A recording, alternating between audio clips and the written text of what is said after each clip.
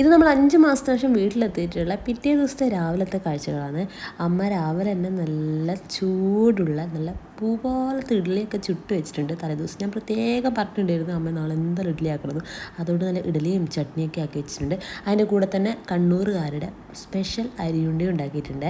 സത്യം പറഞ്ഞാൽ നമ്മൾ അമ്മമാരൊന്നും ഉണ്ടാക്കി തരുന്ന ഭക്ഷണത്തിൻ്റെ രുചിയൊന്നും ഈ ദുനിയാവിൽ എവിടെ പോയാലും കിട്ടൂല എന്നുള്ളത് ഒരു പരമമായ ഒരു വാസ്തവമാണല്ലേ.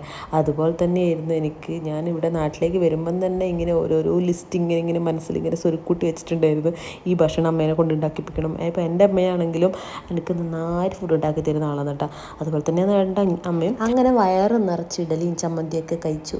പിന്നെ കുറച്ച് സമയം ഇരുന്ന് കഥയൊക്കെ പറഞ്ഞു. പിന്നെ കുറച്ച് ചീര ഉണ്ടായിരുന്നു. ചീര എൻ്റെ ഫേവറേറ്റ് ഫുഡിൻ്റെ അകത്ത് ഒന്നാണ്. അങ്ങനെ ഞാൻ അതൊക്കെ മുറിച്ചിട്ട് കൊടുത്തു. ഈ കത്തി കണ്ടിട്ട് അറിഞ്ഞിട്ടുണ്ട്. പൊതുവേ നമ്മൾ ഈ നാട്ടിൽ ഈ കത്തി ഇല്ലാത്തൊരു അടുക്കള ഉണ്ടാവല്ലോ കേട്ടോ. പീശാത്തി ഉപയോഗിക്കൽ വളരെ കുറവായിരിക്കും. പിന്നെ നമുക്ക് തലേ ദിവസം ഇവിടുന്ന് അപ്പുറത്തെ വീട്ടിൽ നിന്ന് അങ്ങനെ തോന്നുന്നു മറ്റേ മിറാക്കിൾ ഫ്രൂട്ട് കിട്ടിയിട്ടുണ്ടായിരുന്നേ.